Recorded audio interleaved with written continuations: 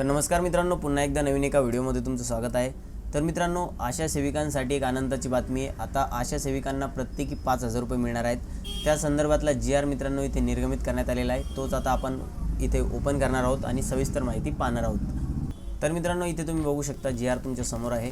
केंद्र पुरस्कृत राष्ट्रीय आरोग्य अभियानाअंतर्गत राष्ट्रीय ग्रामीण आरोग्य कार्यक्रमाकरिता सर्वसाधारण योजनेअंतर्गत सन 2023-24च्या राज्य शासनाच्या अर्थसंकल्पीय तरतुदीतून आशा सेविका व गट प्रवर्तक यांना जानेवारी 2024 ते मार्च 2024 या कालावधीतील मोबदला ₹9,519 लक्ष इतकी रक्कम वितरित करण्याबाबत हा शासन निर्णय काढण्यात आलेला आहे। सविस्तर माहिती आपण समजून घेणार आहोत मित्रांनो।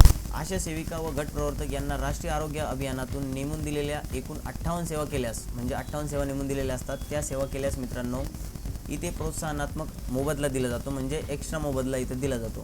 तर म्हणूनच मित्रांनो, राष्ट्रीय आरोग्य अभियान कार्यक्रम व इतर राष्ट्रीय आरोग्य विषयक कार्यक्रमाच्या अंमलबजावणीत आशा सेविका व गट प्रवर्तक ह्या दोन्ही घटकांच्या भूमिका महत्त्वाच्या असल्यामुळे सदर कामाकरिता त्यांना दिनांक मित्रांनो 17 जुलै 2020, 9 सप्टेंबर 2021 व 10 एप्रिल 2023 रोजीच्या शासन निर्णयान्वये प्रत्येकी 5,000 व 6,200 म्हणजेच मित्रांनो 5,000 स्वयंसेविका यांना आणि गट प्रवर्तक जे असतात त्यांना 6,200 इतका वाढीव मोबदला देण्याचा निर्णय घेण्यात आलेला आहे। मित्रांनो, ही सुद्धा तुम्हाला माहिती असायला हवी, आशा सेविका व गट प्रवर्तक यांना सन 2023-24 या आर्थिक वर्षात 30,000 लक्ष इतके अनुदान राज्य शासनाकडून मंजूर झालेले आहे आणि त्यापैकी मित्रांनो एप्रिल 2023 ते जून 2023 या 3 महिन्याचे मित्रांनो 12,694 लक्ष इतका निधी वितरित करण्यात आलेला आहे। तसेच मित्रांनो जुलै ते सप्टेंबर 2023 या 3 महिन्याचे 12,488 लक्ष इतका निधी वितरित करण्यात आलेला आहे।